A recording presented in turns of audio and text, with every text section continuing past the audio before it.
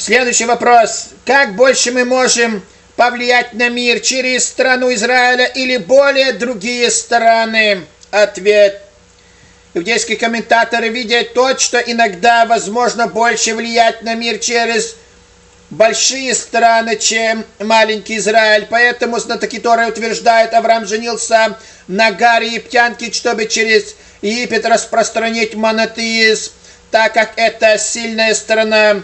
Так американские евреи говорят, что их влияние на мир через США гораздо больше, чем еврейское влияние из Израиля. И что поэтому, мол, нужно стремиться продвинуться в Америку, а не тратить силы на маленький сионистский Израиль. Мне, как благовестнику, который от юных лет стремился как можно больше и сильнее возвестить истину Божию на планете Земля. Именно Бог открыл двери в США, а не Израиль. И результаты здесь осуществлены больше, которые бы мне в Израиле никак не сделать и в моей стране, в которой я родился.